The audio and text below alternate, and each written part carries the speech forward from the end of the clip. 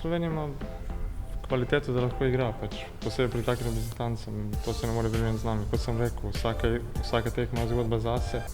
Če bomo odprli tekmo na pozitiven način, mislim, da ne bo nobenih problemov.